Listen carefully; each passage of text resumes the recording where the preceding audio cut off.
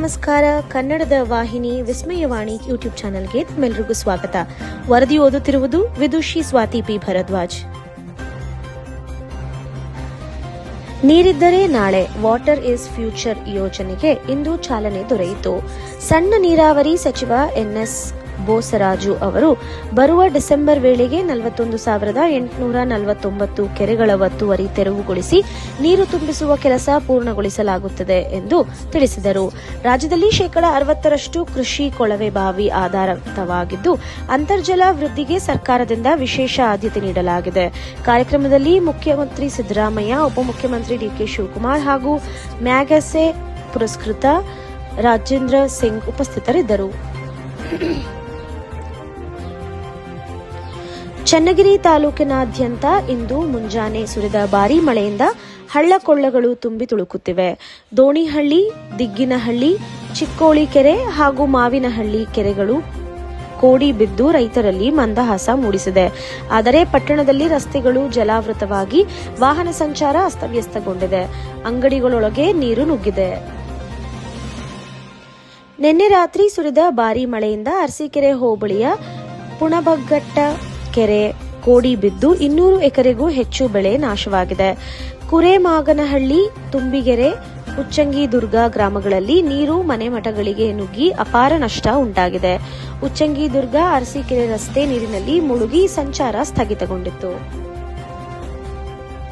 ಜಗಳೂರಿನಲ್ಲಿ ನ್ಯಾಯಮೂರ್ತಿ ಬಿಆರ್ ಗವಾಯಿ ಅವರ ಮೇಲಿನ ಶೂ ಎಸೆತದ ಘಟನೆಯನ್ನು ಖಂಡಿಸಿ ತಾಲೂಕು ವಕೀಲರ ಸಂಘದಿಂದ ತಹಸೀಲ್ದಾರ್ ಸೈಯದ್ ಕಲೀಂ ಉಲ್ಲಾ ಅವರಿಗೆ ಮನವಿ ಸಲ್ಲಿಸಲಾಯಿತು.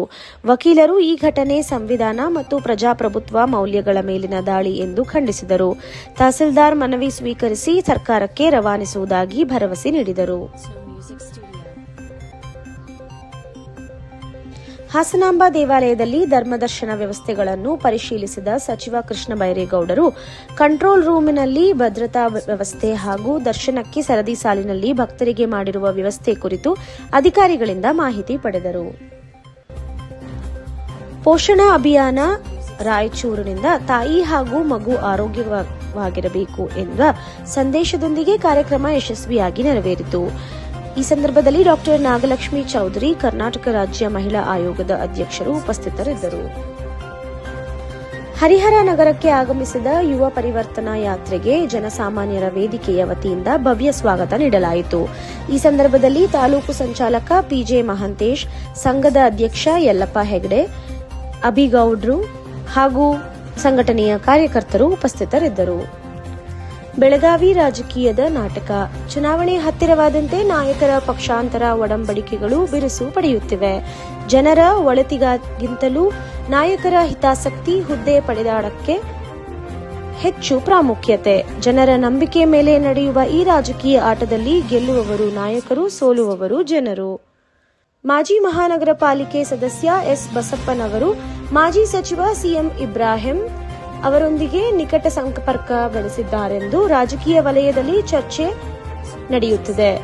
ಮುಂದಿನ ಚುನಾವಣೆ ಹಿನ್ನೆಲೆಯಲ್ಲಿ ಈ ಭೇಟಿಗೆ ವಿಶೇಷ ರಾಜಕೀಯ ಅರ್ಥ ನೀಡಲಾಗಿದೆ. ಜನತೆ ಈಗ ಕಾದು ನೋಡುವುದು ಈ ಹೊಸ ಒಡನಾಟದಿಂದ ಬೆಳಗಾವಿಯ ರಾಜಕೀಯದಲ್ಲಿ ಏನು ಬದಲಾವಣೆ ಎಂದು. ದಾವಣಗೆರೆ ದಕ್ಷಿಣದ ಜನಪ್ರಿಯ ಶಾಸಕರಾದ ಡಾ ಶಾಮನೂರು ಶಿವಶಂಕರಪ್ಪ ಅವರು ಇಂದು ತಮ್ಮ ಗೃಹ ಕಚೇರಿಯಲ್ಲಿ ಸಾರ್ವಜನಿಕರ ಕುಂದುಕೊರತೆಗಳನ್ನು ಆಲಿಸಿದರು. ನಂತರ ಸ್ಥಳೀಯ ಸಾಯಿಬಾಬಾ ಮಂದಿರಕ್ಕೆ ಭೇಟಿ ನೀಡಿ ಭಕ್ತಿ ಸಮರ್ಪಿಸಿದರು. ಈ ಸಂದರ್ಭದಲ್ಲಿ ಯುವ ಮುಖಂಡ ಸಮರ್ಥ್ ಶಾಮನೂರು ಉಪಸ್ಥಿತರಿದ್ದರು.